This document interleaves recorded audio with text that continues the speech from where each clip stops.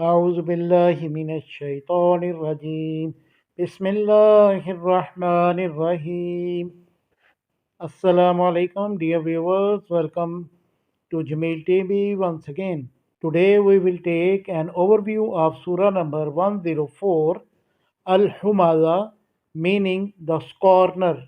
Let us start from Surah's introduction as usual. There are 9 verses in this Surah. The Surah talks about some of the moral problems that affect the wealthy, and then it gives them warning of the consequences of these evils, wherefrom the Surah took its name. The Surah takes its name from the word Humaza occurring in the first ayat. أعوذ بالله من الشيطان الرجيم ويل لكل همزة لمزة.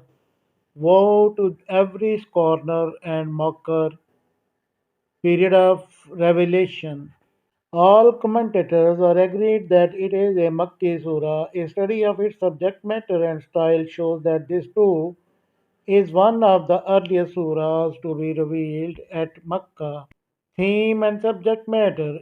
In it, some of the evils prevalent among the materialistic holders of wealth in the pre Islamic days have been condemned. Every Arab knew that they actually existed in their society. They regarded them as evils and nobody thought they were good. After calling attention to this kind of ugly character, the ultimate end in the hereafter of the people having this kind of character has been stated.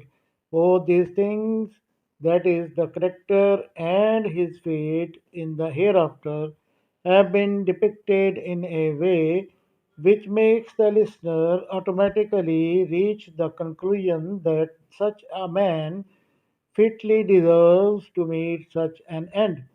And since in the world people of such character do not suffer any punishment but seem to be thriving instead, the occurrence of the hereafter becomes absolutely inevitable. If the surah is read in the sequence of the surah's beginning with Al-Zilzal, one can fully well understand how the fundamental beliefs of Islam and its teachings were impressed on the people's mind in the earlier stage in Mecca. In Surah Al-Zilzal, it was said that in the hereafter man's full record will be placed before him, and not an atom's weight of good or evil done by him in the world will have been left unrecorded.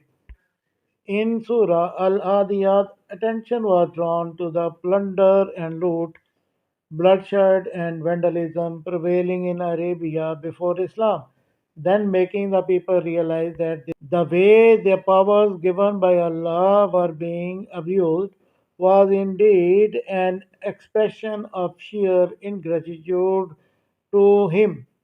They were told that the matter would not end up in the world but in the second life.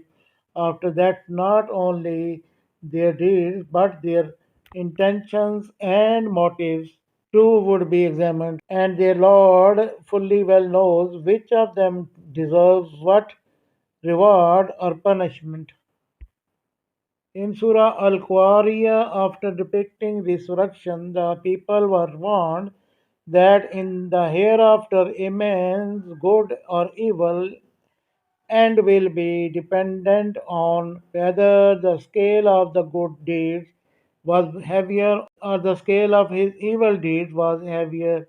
In Surah At-Tukasur, the people were taken to task for the materialistic mentality because of which they remained occupied in seeking increases in worldly benefit, pleasures, comforts, and position, and in vying with one another for abundance of everything until death overtook them, then warning them of the evil consequences of their heedlessness. They were told that the world was not an open table of food for them to pick and choose. whatever they please, but for every single blessing that they were enjoying in the world, they would have to render an account to their Lord and Sustainer as to how they obtained it and how they used it.